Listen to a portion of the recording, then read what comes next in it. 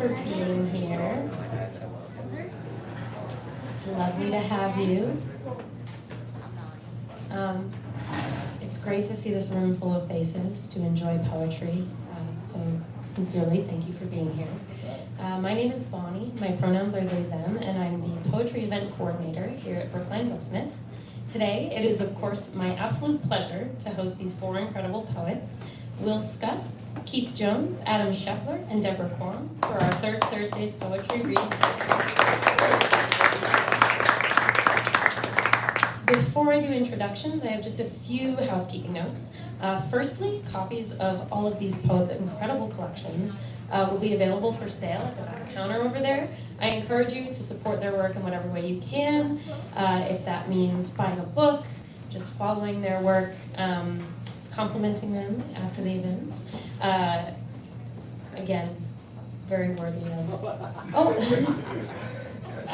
Educated in the house. And I will get a copy of your book. Secondly, please keep your phones off or on silent for the duration of the reading. Please know as well that this event is being live streamed on that iPad right back there.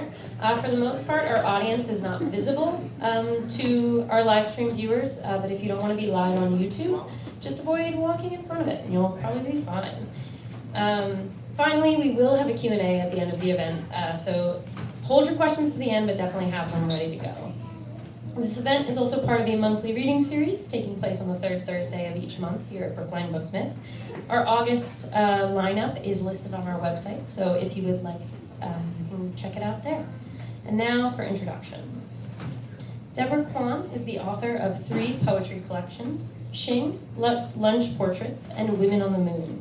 She's been awarded a U.S. Fulbright Creative Writing Fellowship, as well as residencies at Yaddo, MacDowell, and the Santa Fe Art Institute. Her work has appeared in Poetry, The New Republic, Kenyon Review, Michigan Quarterly Review, Boston Review, The Baffler, and many, many others. She's been widely anthologized in publications such as the Brooklyn Poets Anthology, Advanced Language and Literature, What Things Cost, an anthology for the people, and the forthcoming Poetry Studio, Prompts for Poets. She's currently the Poet Laureate of Wallingford, Connecticut, where she lives with her family. Adam Scheffler grew up in California, received his MFA from the Iowa Writers Workshop and his PhD in English from Harvard. His first book of poems, A Dog's Life, won the 2016 Jackard Press Book Contest.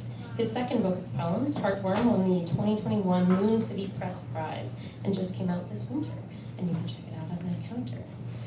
His poems have appeared in the Yale Review, the American Poetry Review, Narrative, Verse Daily, and many other venues. Adam grew up in Berkeley, California, received his MFA in poetry from the Iowa Writers Workshop, and his PhD in English from Harvard. He now teaches in the Harvard College Writing Program. Keith Jones is the author of Echoes Errand and the poetry chapbooks Blue Lake of Tensile Fire, Shorn Ellipses, The Lucid Upward Ladder, Fugue Meadow, and Surface to the Air, Residuals of Basquiat. His poems have appeared in Barrow Street, Chicago Review, Denver Quarterly, Flag and Void, Harvard Review, and many other venues. Recently, his poem Echoes was named a finalist for the 2020 Omnidom Single Poem Broadside Prize. He teaches in the Africana Studies Department at the University of Massachusetts in Boston and is the poet in residence at the New England Conservatory.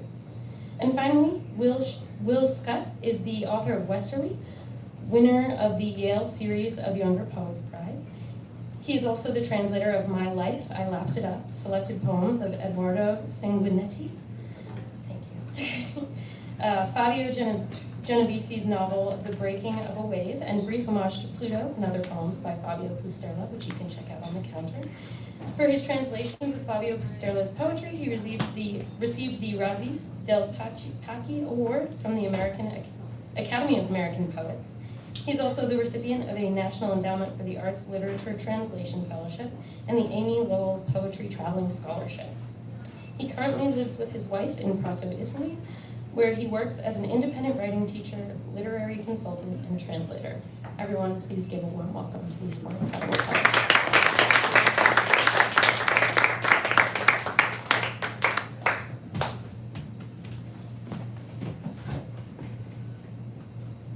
Hi, good evening. Thank you all for coming. Um, Thanks to Adam, Keith, Deborah, for reading with me. I'm excited to hear your work. As Bonnie mentioned, I'm going to be reading from, well, she mentioned this, but she mentioned the title of, I'm going to be reading from this new book of translations called Brief Homage to Pluto and Other Poems by Fabio Custerla.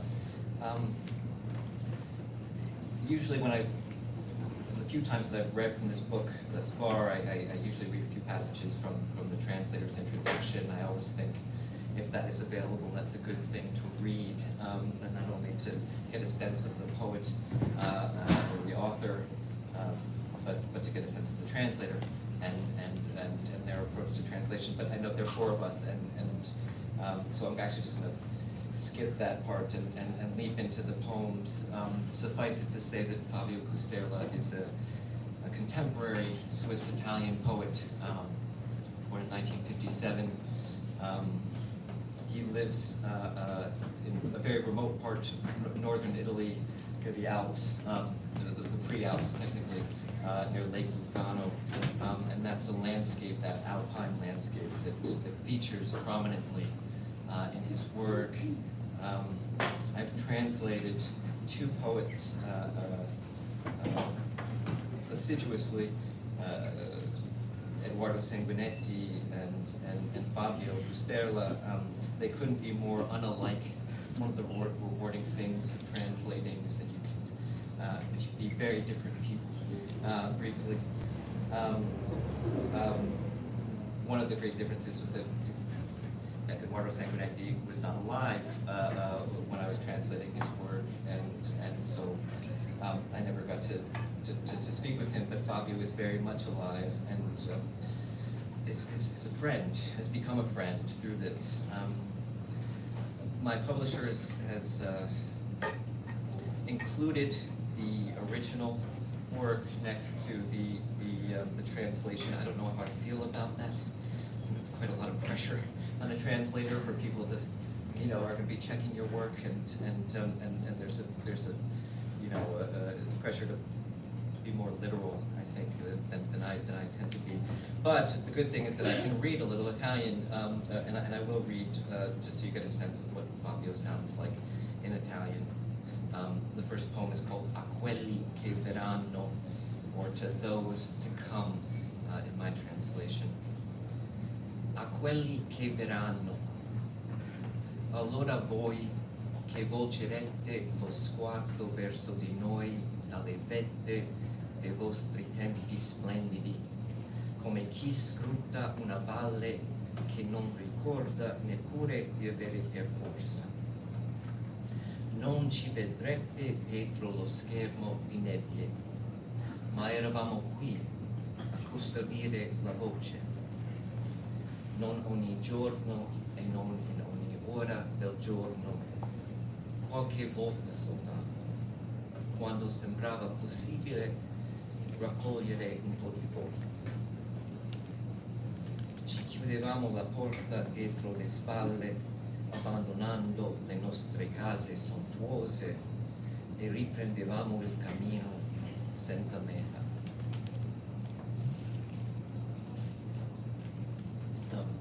You may have heard some of that explosion, V's and T's in the beginning, volgerete, verso, vostri, scruta, vette. Something I couldn't bring over those exact sounds, of course, in English, but tried to make up with it with other consonants. To those to come, meaning you who will turn back and look at us from the peaks of your brilliant age, like one who scans a valley he can't recall having crossed.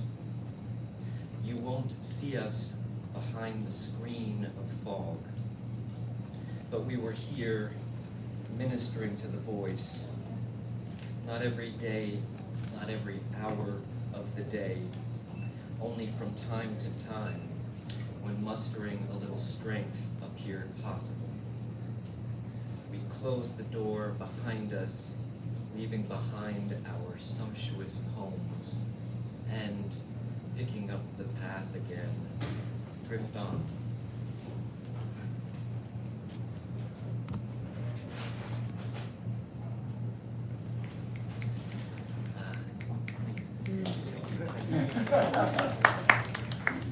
It's called Irrigation Channel. I'll just read the English for now. Irrigation Channel. Back from a long trip, I dropped by as if my memories were buried here. Even in summer, there's always that puddle, the mud, the gravel road, the tufts of grass and nettles. They never change. The stones and scrub will vanish too, strangled by a firmer concrete grip.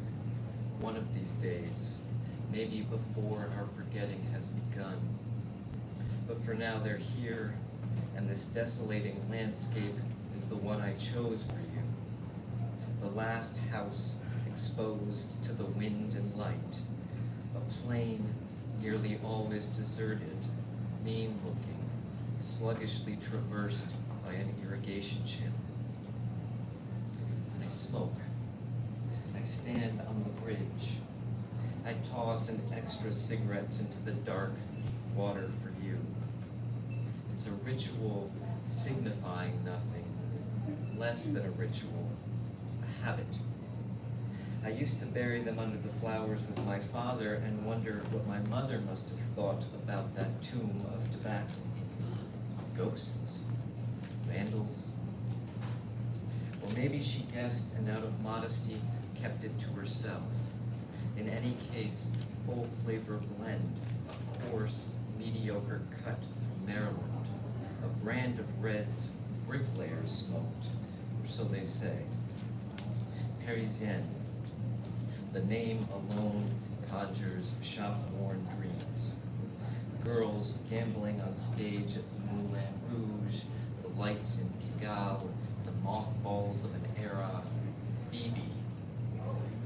Or the soulful, open face of Jean Moreau. She would have liked this brand.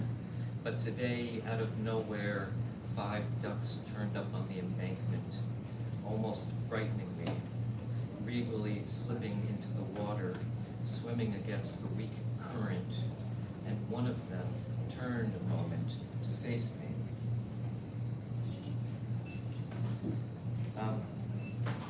The book, as I said, is called Brief Homage to Pluto. It's a bit of a misleading title. I think you probably are all thinking of the planet Pluto, or maybe the Disney character Pluto.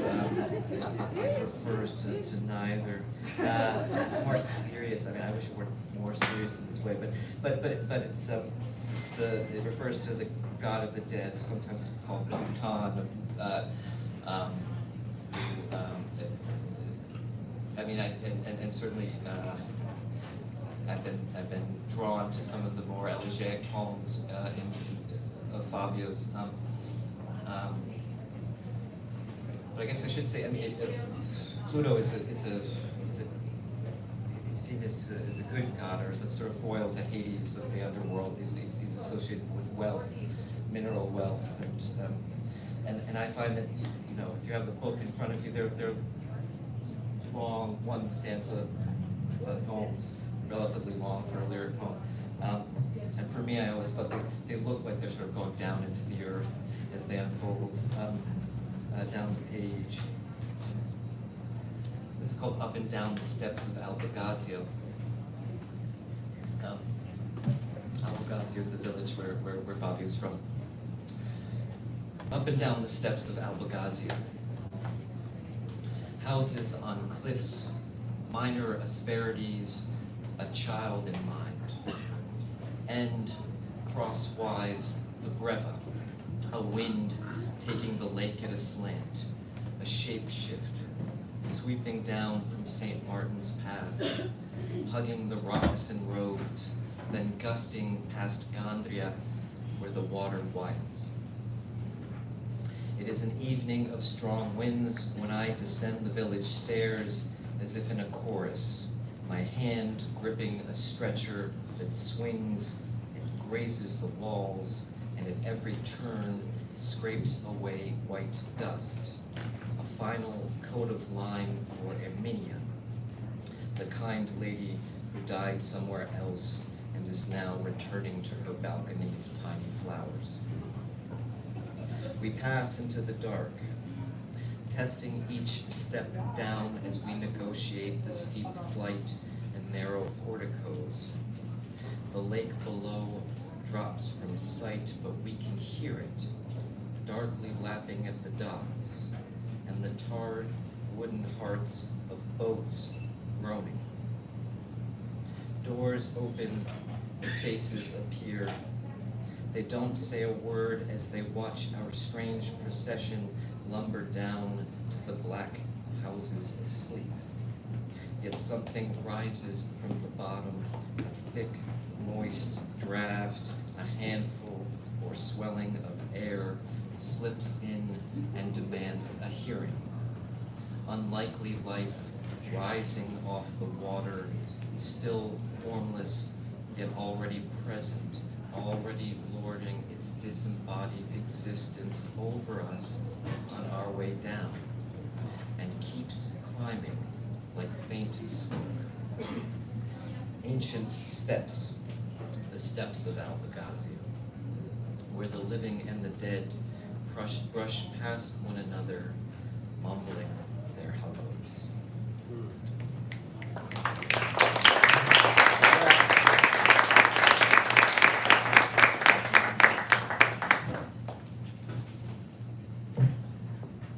That was so beautiful, Will.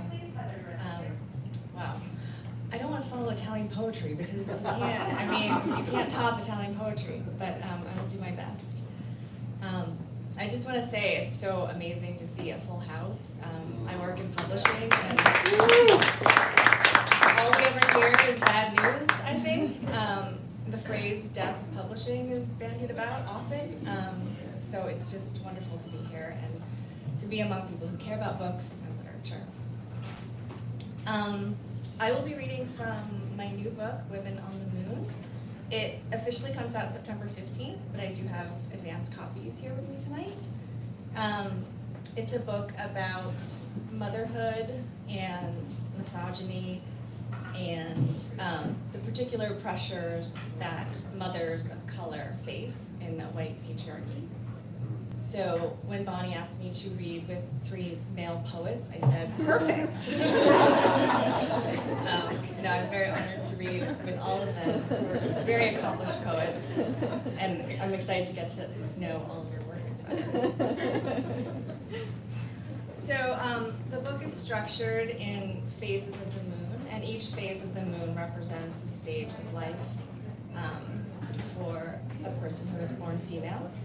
And it goes backwards. So I'll start with the opening poem, which is in the motherhood section, and it goes back to girlhood, and then finally to being. So this first poem is called Intentions. 6 months pregnant, I go to the eyeglass shop to tighten the corners of my glasses. But the man who attempts to help me snaps off one wing by mistake and cannot reattach the hinge. With apology, he returns my life to me, and I hold it in my hands, a crippled, sighing sparrow.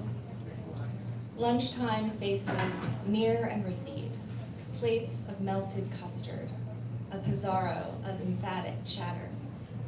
As I retrace the way I came, fledgling slow, a glass piano on the floor of the seat, my body braced for whatever softness I should meet.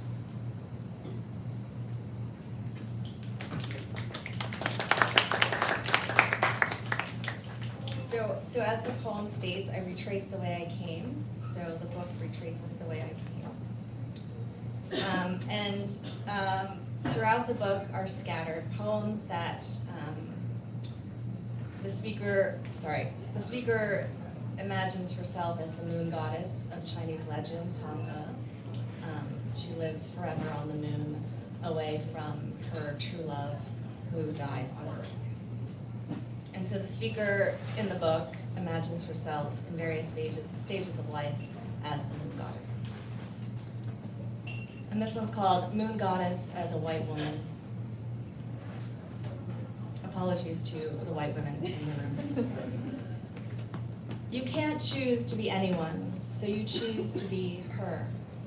The beach house slipcover with one tiny strawberry stain. Is it a drop of blood or a kiss smeared?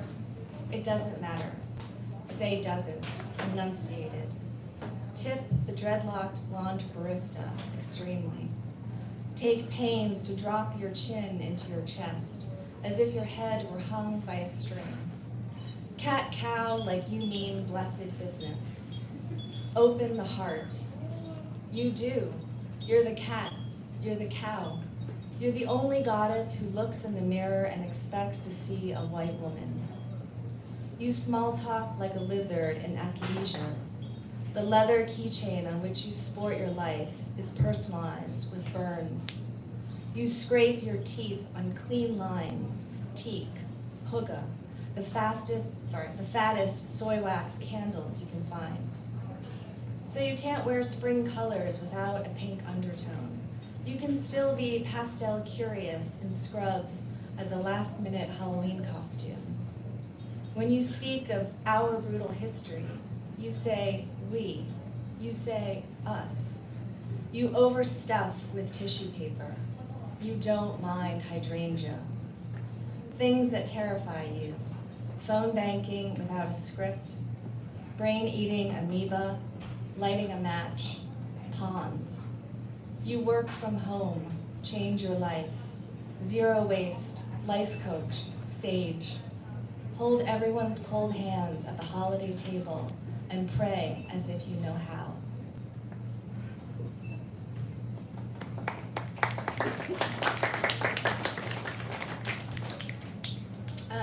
And this next poem is called Anime Wong Wears a Space Odyssey Black Bra.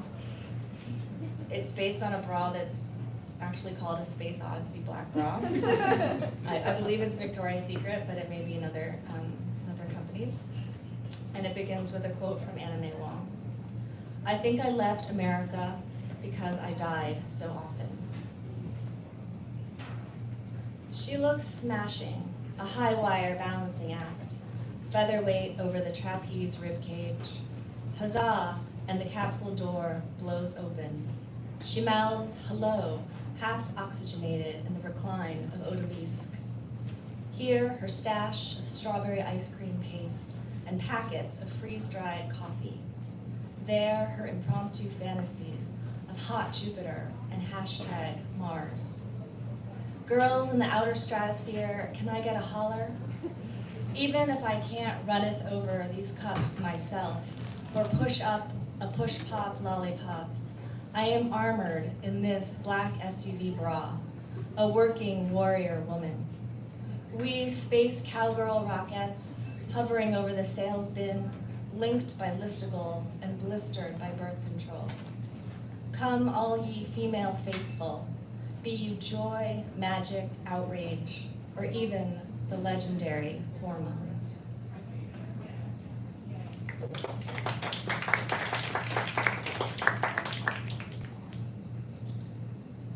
And these next two are also Moon Goddess poems. Moon Goddess after the argument. In one dream, we have two twin beds, but the night blanches, and I wake up minimalist, bedless, keeping time by the bare bulb of you. The bathwater rushes hot over thick, broken glass. Just like you, it is blubbering all the ways it can still change.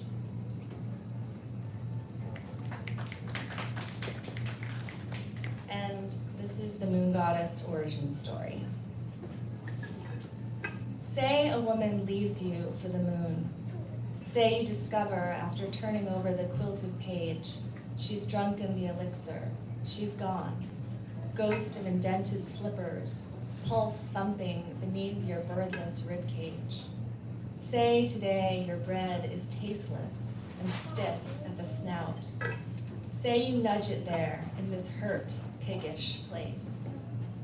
Say you are eating this bread now. dismantling its ample insides to render a crater of the years you lost. A nose shorn to spite your face. A rumor dug deeper despite your having. Say you know now that even if she returns, the words between you are dark matter, that what they say is true, because hunger on the moon is endless too.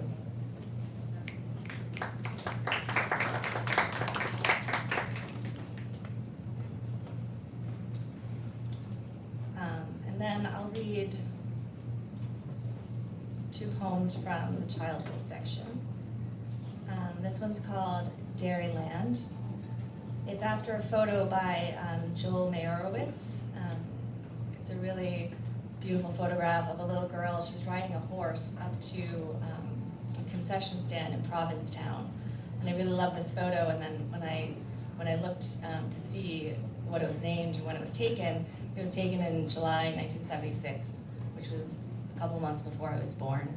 And lately I've just been really obsessed with this idea of, I guess we all think about this, but the fact that we came into the world, we didn't exist before we were born. And that's not a hardship for us to think about, but thinking of our life after we leave the earth is obviously so terrifying, or can be. So I was sort of meditating on this space before existence, and it's called Dairyland. A young girl on a steed rides up to the Mint Dairyland windows to purchase 2 lobster rolls and an order of fries the year I am born. Her mother waits nearby in a sweltering car, door ajar, scratching sand off the backs of her ankles. This is the tip of the peninsula. Quorums of seagulls gather, divide, debate, explode as they await their next free meal. I am not by this sea, or any other. It is the July before I exist, still a soundless planet that looms incandescent, my breath a small leopard caged. Soon I will be walled in a niku, my hip bones jutting, my formula cry savage, then clear, unaware of my mother's watchful eye beyond the crisscrossed glass. Home will be weeks away, the brass bars of my grandmother's bed, jingling a waking gold music. My brand new sister whispering, nay, nay, in my ear.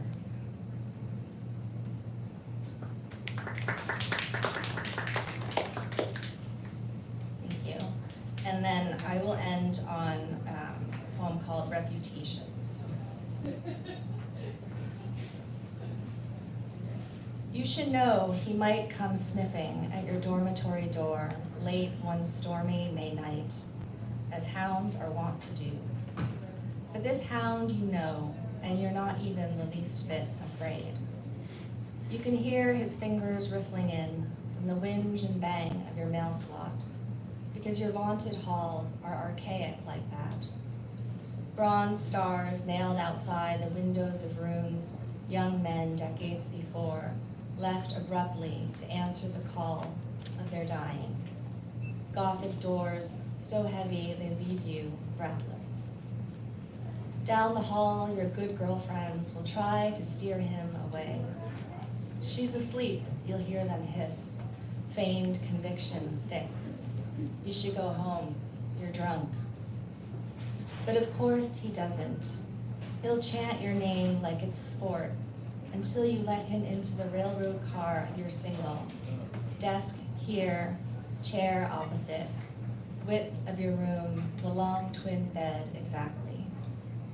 And there the 2 of you will crawl, moles groping the dark dirt of each other's bodies, his curls damp with weather and beer. How unfortunate that tonight you chose the circus striped nightshirt, but lucky at least for your favorite white cotton underwear, panel of lace where it matters. And so it is here that he finds you, under a string of technicolor lights, hotly blinking. You allow yourself 1, 2, 10 minutes, throat bared, heart racing to God, before the faraway trial of easy stops you, dead. You can't indulge a need this good, even if it arrives on a room service platter and overtakes your soft welcome bed, or presses its mouth to your door, all mischief, all mischief and fresh black rain. You're just a pretty girl, and hounds, you've learned, do talk. Thank you so much.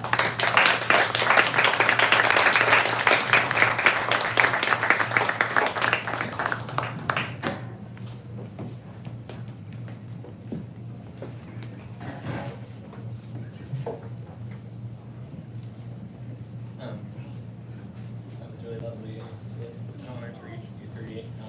Thanks to Molly and to Brookline Booksmith for having us.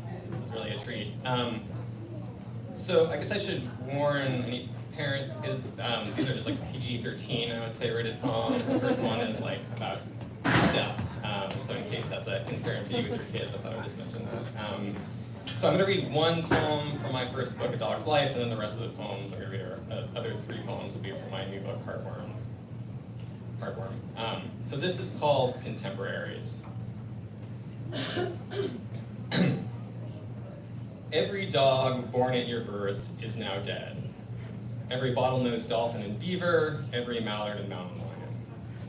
In the first 30 minutes of your life, all the fruit flies your age were dead. Death started small. When you turned 3, the last ant your age turned its 6 legs to heaven. When you blew out your first candles, your fellow bee ladled itself gently into a flower. Now in spring, you meet their great-great-great-grandson in a rose or hyacinth. In 4th grade, the last prairie dog peered out. As you had your first sexual experience, the last goat born on your birthday rubbed its itchy head against the fence, bleated, and expired. In your 20s, death snuck past the last porcupine's quills. The cats and pigs, like Virgil, could only take you halfway through them too, and turning 30, the long-faced Beatrice of Bison left you, as they left America, or hustled out by drunk poachers firing board out of train windows, as all the tapers will go, without your ever seeing one of them, though they apparently live alone and have sex in and out of water. In your middle years, the last chimp chucked its banana, the last macaw lost its luster, the last toad croaked, and the last Asian elephant fence, more fragile than the African versions, collapsed. It was buried in a spot the younger ones, trunks swaying like chimes, refused to step on as they tossed the sad, cooling earth onto their backs. At 60, the last eagle plummets. At 70, the parrot who repeated all your phrases goes mute. Silence fills the room. After we are gone, what will linger? A few swans will spit on our graves and be hateful. A few turkey buzzards born in their season will pick at the bones by the highway, themselves soon crushed and peeled back to feathers. And then, only the swimming things will remember the 20th century. The bowhead whale dodging harpoons, the sea turtles playing in the turquoise waves of Kauai, and almost mindless in their dazzling pink and white pack, the koi, who keep rising toward the rippling surface of the lake to take their food from another world.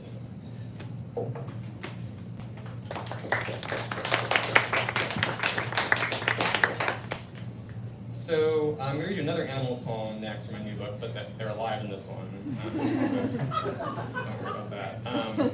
Although it was a close call. So this poem is called Old Friends Home for Retired Racehorses, and it's based on this real place in Kentucky where this guy with the money he'd saved up for retirement basically bought this farm and then bought out these different racehorses that were going to be sold for slaughter after their careers were over.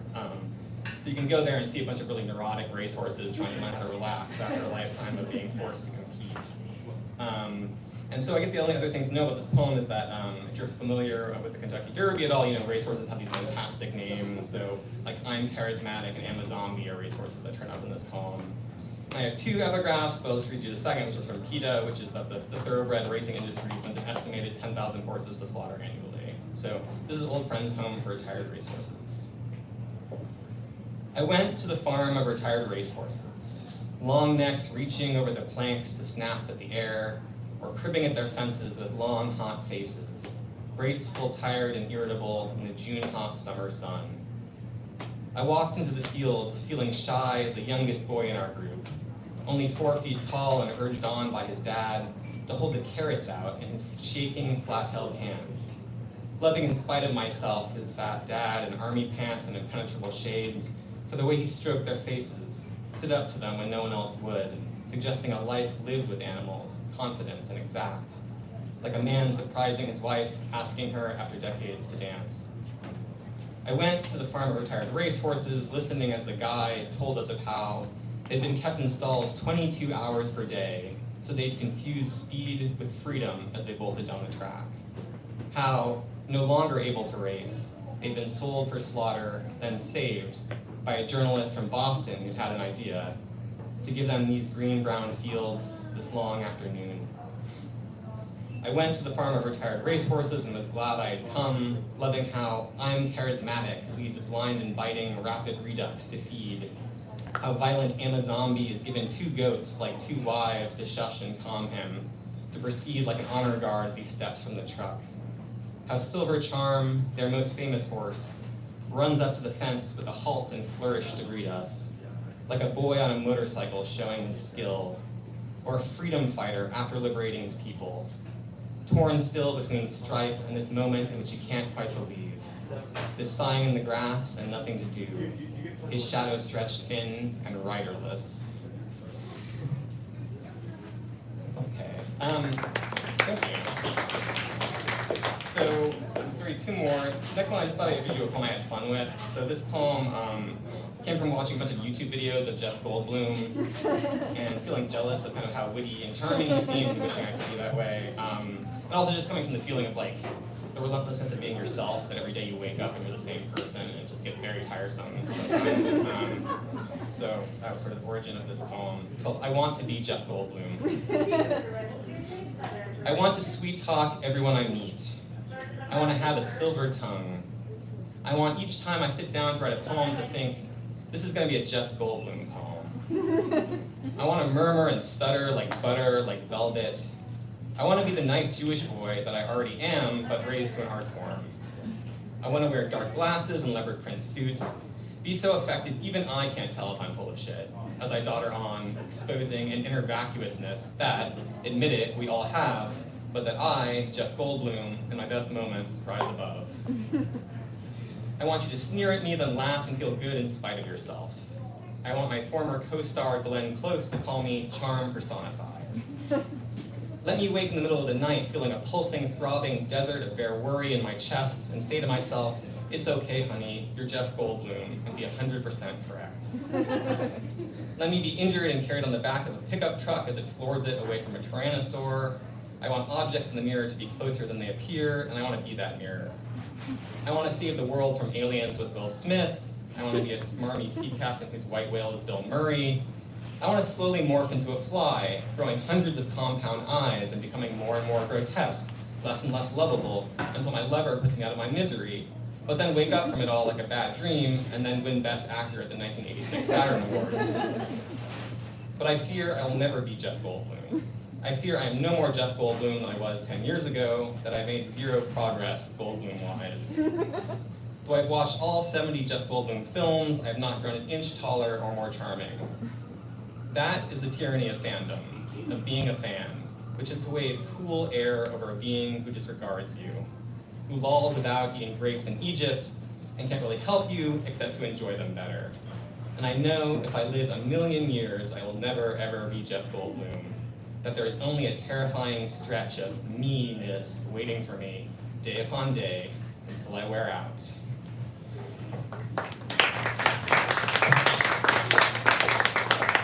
So that poem kind of ruined me because it made me feel like procrastinating and watching YouTube videos and writing poems, and unfortunately that's the only time that's happened for me, but I'm glad at least that happened once.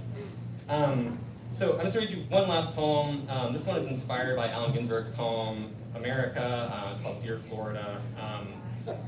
So it was written pre-DeSantis being governor, but I think it's looking after my feelings about Florida. And there's some small references I wanted to mention. So Anna and Elsa are the Disney princesses from Frozen. I was imagining the actresses who play them kind of at Disney World driving home at the end of the day. And then Ponce de Leon is the conquistador who led the first European expedition to Florida. and X. Gonzalez is the Parkland survivor and gun control activist. So I just wanted to mention those. And thank you all so much for listening, and it's great to read with you guys. Okay, dear Florida. Florida, you have the most I'll start again. Dear Florida. Florida, you have the most stowed guns of any state. You are besting even Texas. Texas, Florida. Florida, heaven and hell are supposed to be separate locations. Florida, stop praying, I'm trying to talk to you. Your purple skies improvise brilliantly over the Hobby Lobby. I don't think you even try to distinguish between sex and death. Florida, you are poor white. Florida, you are Cuban, Jewish, ancient spring break. Florida, God was drinking mezcal when he designed your birds. If I'm being honest, I prefer gentle Hawaii to you. I imagine Anna and Elsa after a long day, driving home separately, chain smoking, staring out the window. Florida, it's nuts that we let you decide our elections. Florida, Jacksonville is your trashiest city. Florida, you must believe in the beauty of Miami. You are the perfect location for Walt Disney's crypt. Your magic castle is the stepchild of the conquistador's rancid dream. I stand below your 100-foot ad for farm fresh biscuits, feeling holy and ashamed. Florida, you call Hooters a family restaurant. Your glamour and violence, Florida, your red and blue, your two coasts. Florida, you are pincushion with metal crosses. Florida, your gas stations have been stabbed to death with flags. Florida, all your wintry Christmas decor is sarcastic and makes me happy even though I'm Jewish. Florida, Bikini Sports Bar is what it sounds like. The waitresses wear bikinis. I watched an undercover boss show once where the boss pretended to be an employee and offered the women their breast implants but not health insurance. It was bad, Florida, even by your standards. Florida, how can I relax in your prehistoric mood? Florida, X. Gonzalez's shaved head is an egg of beauty. Your bird-lined bridges are lovely, I can't tell you enough. But Trump and Bush, really, Florida? Florida, I know you wanted Al Gore. Florida, I had no faith you'd go for Hillary. Your masculinity is a problem, Florida. We need to talk about it. Florida, I'm not sure all your Cubans and ancient New Yorkers can save you. How long will you kiss Ponce de Leon's golden ass? When will you be worthy of your millions of armadillos? Florida, is your heart a concealed carry? Florida, they tell me you'll be underwater soon. Imagine a clear sea instead of you, the Disney spires shooting up. Thank you.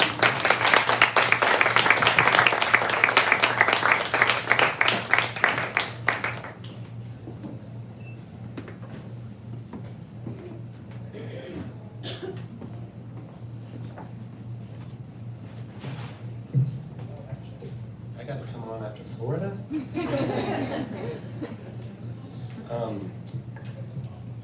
Thank you, Bonnie, for cultivating this night. The Brookline Booksmith has been this beautiful refuge for me for so many years, so it's really an honor to be here reading. Thank you for coming out. This is really an impressive presence you all bring, and it's an honor to read with you all. I'm a jazz man, so I love, do people know who Rashawn Roland Kirk is? Yeah, please, I hope some, yeah, we in the house, yeah. So like the virtuosic, multi-instrumentalist, he used to call ensembles, right, that he would play in his vibration society. And I like to think that this is our vibration society tonight, our quartet. All right, so I want to be mindful of time. I usually, can everybody hear me? Yeah? I usually say a lot to frame this particular work, but again, what I want to do tonight is read. I'm going to read through some titles in the first section, and then I'm going to suture that with actually the last section of a new manuscript that I'm reading. That I'm writing, and in the midst of it, but I want to read it tonight because I think it does similar kind of work, and I'm working through it. These particular poems in this sequence are kind of engagement with Cy Twombly, the painter Cy Twombly. Are people familiar with his long, yes, right? So, but what haunted me as I immersed myself more in his work, and I was always, there was something always mesmerizing to me about all of the ways in which he often engaged in a kind of unwriting of the Western mythological tradition within his paintings. What was interesting to me, though, is that he went to Rome. He didn't go to Accra, he didn't go to Dakar, right? When he went to study, right? And so there were all these absences within his work that I felt very present, even if they weren't. You understand what I'm saying? So those absent presences were things that I'm trying to draw out here because for him, the Middle Sea or the Mediterranean was absolutely primary, in fact, to his entire aesthetics. And my feeling was, and is, that the Middle Passage, though, was absent from that. And you can't think the Middle Sea without those longer histories that also produced the Middle Passage. Right? And so those absences haunted me. And so as a way of sort of thinking through, these are efforts at gathering something of the sounds and the voices of that which is otherwise lost, los olvidados. So I'm going to read the first title, and then I'm just going to read through, and then I'm going to read the second section. Echo of our inmost edges. Air is not a word. What rises, an invisible estate aslant in long missives. You say clouds, time's handcuff. Reference without a point of view. You stitch dark planks of white night together. Hum the great sphere. The faint summons of delicate surmise. The all told in peer and limb. Echo of our inmost edges. Variations we see ear to window of lilting diaphanous light. I see the sea through you, you say. Fleets of open, broken vessels. Say, it is language sighing to itself. A sentence in longhand, long prior to letters. Chalk tied to beauty's tale. Reluctance spun, daylight's pointed, beak pointing where? Eager the arrow is, eager the emperor is, eager to sketch his shadow. A risen echo of furthest edge argent, your wild lips a wound, a swollen incision, surface effects shredded to mute, frantically thinned like a dead man forever talking, never saying a word he meant.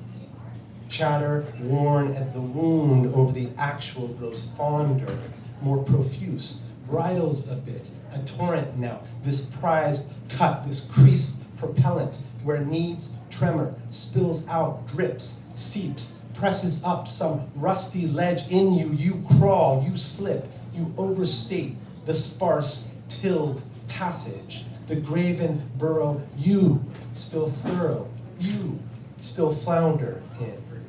Voyages, forgetting, asymmetric, aerialist stove, warmth in deeper recesses, you say, abandoned, sink, rise, surface again, list, the haggard craft, monochromatic, no longer in luck, of his ilk, antiphony, a new renewal, delayed, long kept in pretty snares, bursts, which loosen, which recall the pretty waves, she says, of beauty's wake. Airily made, barks, cutting arcs in water.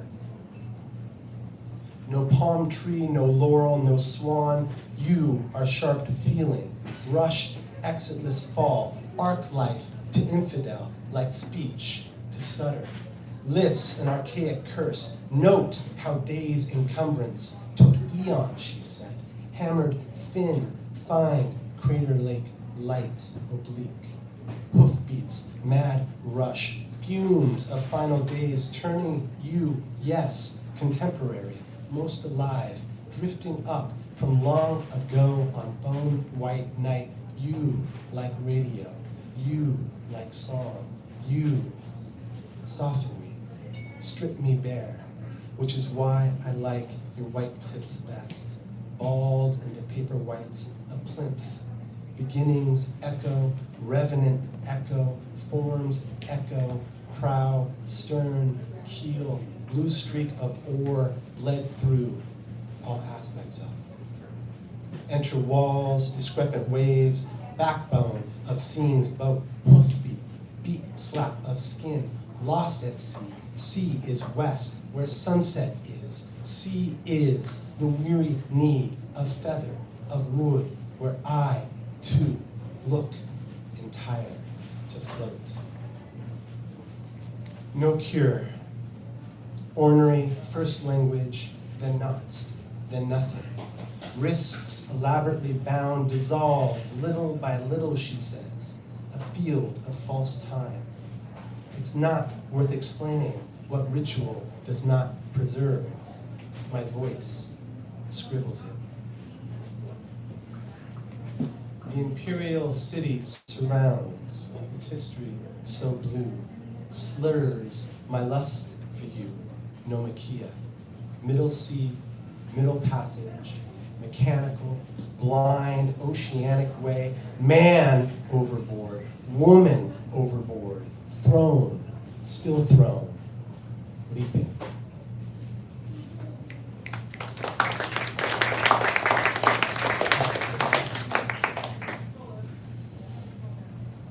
So this is from a manuscript entitled Las Palmas, and this is a section entitled Santurce, Green Bay, Crete.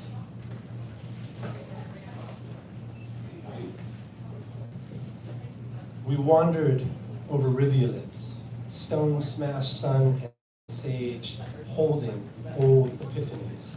Sky purse, clouds bellow, beveled at edges, where mouth and sunset make or lapse abeyance. We drifted along side streets, curled borders, smooth to lay us down as pool.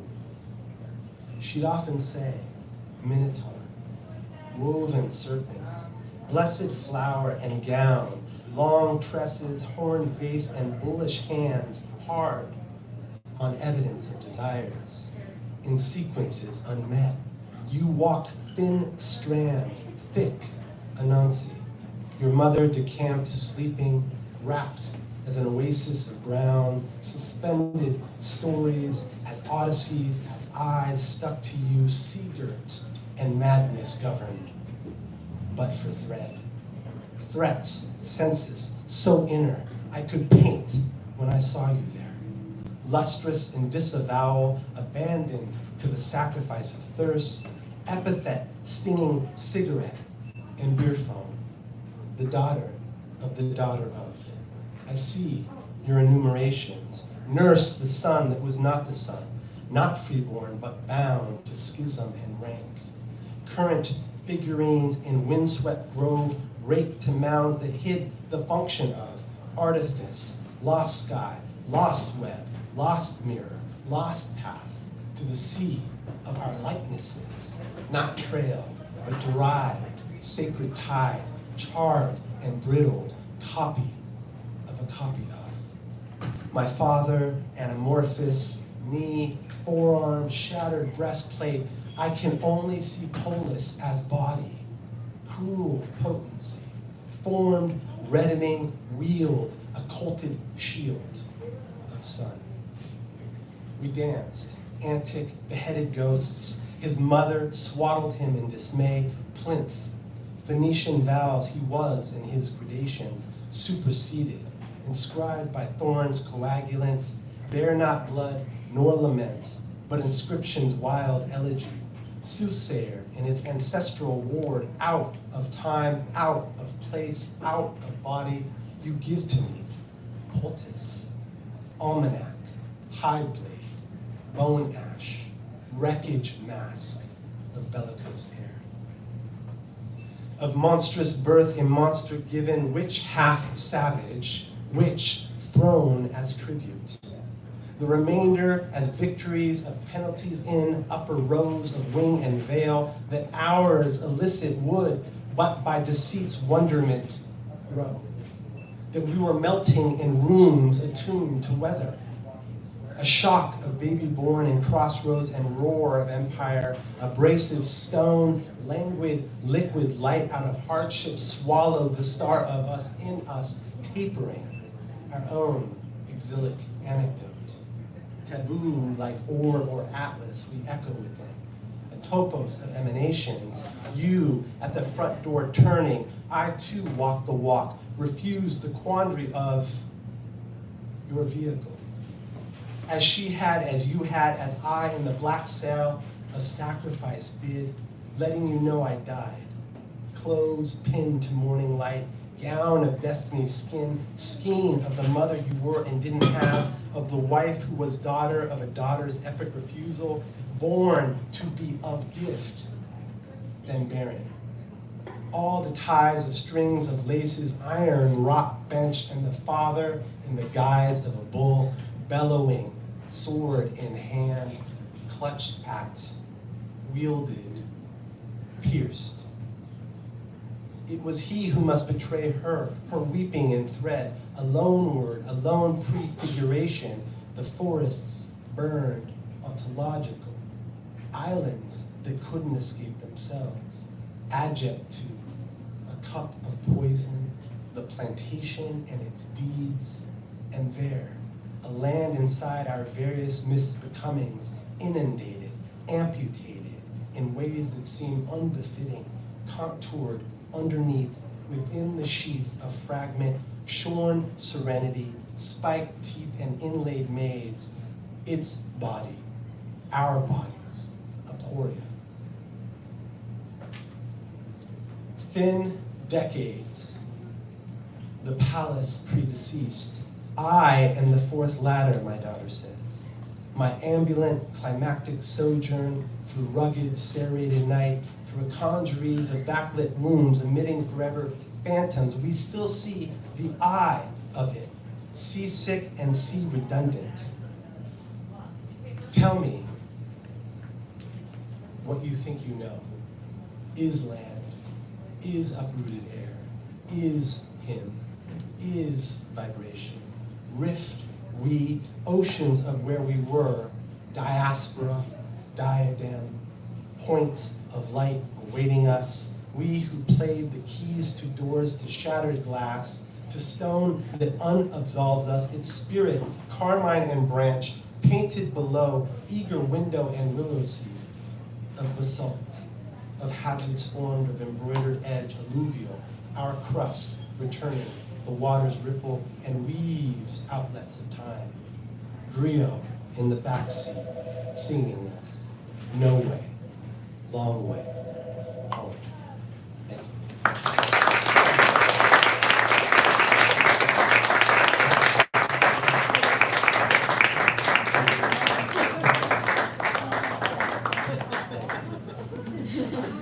All right, let's give one more round of applause for these four amazing poets.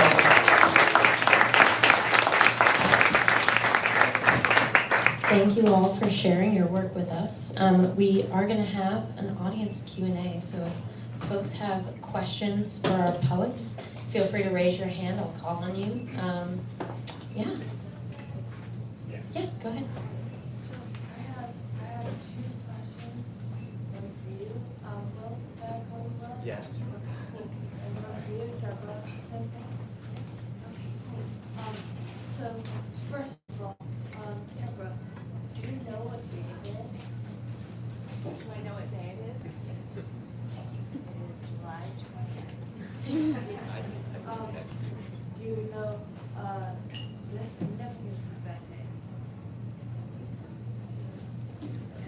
It's the anniversary of the movement, which is like, I don't know, at least 3 months, maybe, because like, the fact that your book is called Women of the Moon is like very significant because the moon is almost the way it's gender whereas the sun has to go back. But the moon landing of 3 male astronauts, Neil Armstrong, Buzz Aldrin, and Michael Collins, the other guy. Third guy. Yeah. Like they all went up there and they were greeted when they came back by Texans.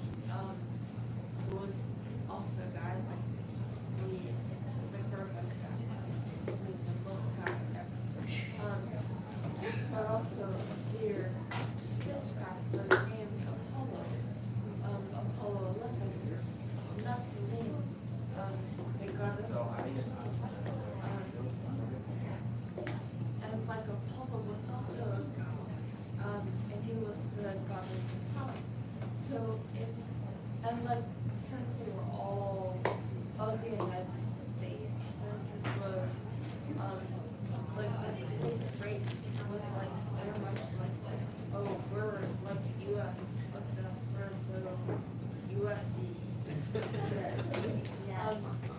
Like it was kind of sort of pseudo hypothetical like effort to colonize the moon. And when I titled the book, I wanted it to immediately make me say, oh, have women landed on the, have we sent women to the moon? No, we have not. We have not, and we don't care to, so. Exactly, and it's like, there's symbolism there. It's like, I think it's like, it doesn't matter that, I mean, like, it doesn't matter to a certain extent, the gender of people that live for second, like, they're just like, that's like the primary thing. But it also, like, it speaks to, like, what we care about here on Earth. And that's kind of, that's very significant. And the fact that you always call the moon a woman, and she is, like, up there, it's like the sky, to be occupied by men. It's like, that's the thing, that's really a thing. So, like, yeah, thank you, that insight. Yeah, it's that's the thing. But it's really cool that you spoke and, like, that book is, yeah, yeah. And, like, what a crazy coincidence that, yeah. I but I really fascinated by like science fiction in general, and the fact that you do translation of like poetry, because I feel like poetry is possibly the hardest thing ever to translate. I think like prose would be easier, maybe prose fiction,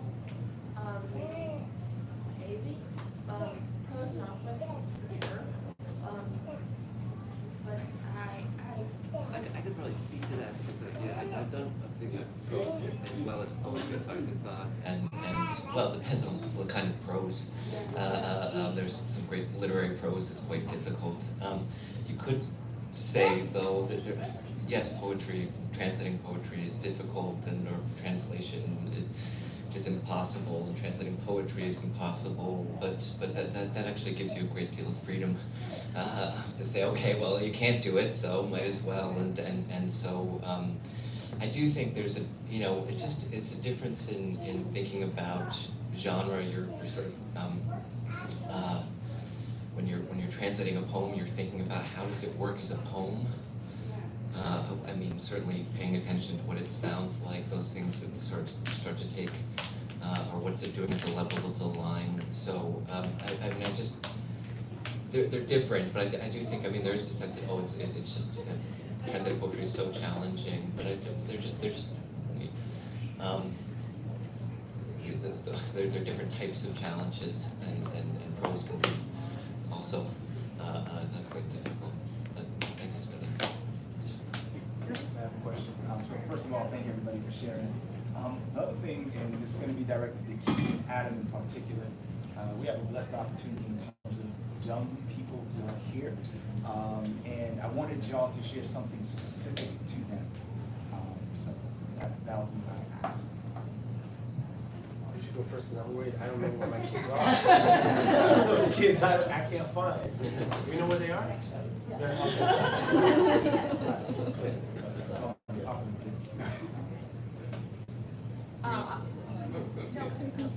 I was just going to say that it's interesting that you asked that, and it's wonderful to see kids here and to see my own kids here. As a kid, I did not like poetry. I did not gravitate toward it, and in fact, when I would pick a book up from the bookshelf and I would open it up and see that it was written in rhyme, I would put it back because I had just this very I don't know, visceral feeling that rhyme was very low-hanging fruit, and I wanted more, I think. And it wasn't until I was a teenager that I discovered free verse poetry that I just felt like, you know, just completely, you know, inspired and liberated. And that is when I really started reading poetry. So if any of our kid audience members feel that way, I invite you to look at free verse poetry as well.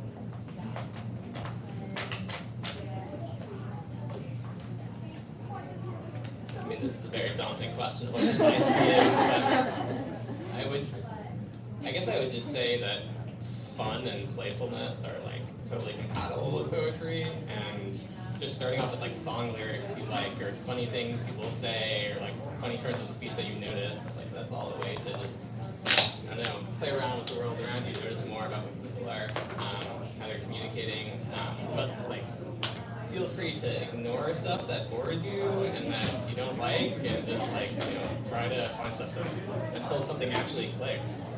I think nonsense poetry and just like enjoying song lyrics and all that can be great ways to start. I'd also say, I know two of the three, so I can speak on the two. But I would say, I also similarly found like the tyranny of a rhyming scheme, or the tyranny of form, as a kind of diminution of what was possible, and I didn't learn that until much later. I think poetry has to be understood. I mean, even the range of what we heard this evening, right? I mean, the range is astonishing, right? It's astonishingly rich. It can do so much because language can do so much, actually. And also language doesn't do a lot. And so in the absences of what language doesn't do, also beauty can do. And so if we think of poetry as actually just made of language, then it represents a different kind of entire relationship to what making means within language, if language is the substance that we're making poetry out of. So I think I do a lot of work actually with students and sort of visual kind of, conjurings, if you will, of language. So really just like thinking about and really finding the languageness of language interesting, right? Like words, Kamal Brathwaite has this astonishing book called, the title of which is Worth It Alone. Words need love too, right? And I think about this a lot, right? Like, you kind of gotta love words in all of their manifestations and all of the ways in which they might appear. Some of them, like, we don't want to hear, some of them we don't want said. But nevertheless, we sort of have to understand them and think about them. And they need love too. All right, we have time for one last question. Go right ahead. I was curious about the effort to match the sound in the translation. Right, you said there were specific sounds that you wanted us to listen out for and that you have attempted to recreate them. If you're always aiming to do that, or if there are, this is one question, if there are times when you would translate the relationships of the sounds so that they would be totally different sounds? Yeah, that's a good question. I mean, it's what I was doing, I think, there, and I couldn't recreate those specific consonants of the V's and T, that noise, but knowing that was a deliberate choice of the poet to hear a kind of a plosive sound or a hard sound or consonant, that repetition. Felt like I could find something that had a fairly equivalent meaning, but then to, in that case, use a lot of hard C sounds that were repeated, that you would at least get a sense that this was something that was deliberately made to have a kind of obsessive repetition in it. And I think that's, I guess it goes back to the difference between translating poetry and translating straight prose, or for flat prose, or prose that is not necessarily interested in the music it's making, is, yeah, I mean, I'm always looking out for that. It could be rhyme, or it could be meter, or it could be something formal, what is this doing formally or sonically, and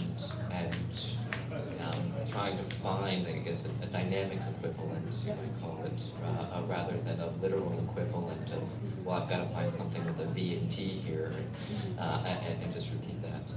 So I just think that's a large part of what one is doing when they're translating poetry. I mean, as I say, how does this work as a poem? At least in my notion of what a poem does. So, does that answer? Yeah. I mean, I'm curious if you were translating a language that was much farther from English, if it would be different, or it sounds like the literal, and there is a way in which you are aiming for some literal translation of the sound, and I just wonder if that's because the sonic universe is in some way like Latinate, or Right. Yeah. Well, I'm right. It's true. I mean, the languages are different. I mean, right. So, and actually, English is quite resourceful in terms of Italian is Latinate, and you have all these long multisyllabic words that you would not that sound awkward automatically in English, and so you're already making substitutions there. But I guess I just meant literal by the literal meaning of the word, the denotative meaning of a word. It's not matching that, and that's why I get uncomfortable when you have a translation next to an original and people are looking at, I know some people who try to learn a language that way too, to look for where is the exact correspondence between a word for word translation. That's no fun either as a translator, right? You're not doing much there, but transcribing. So. If we could just give one more round of applause.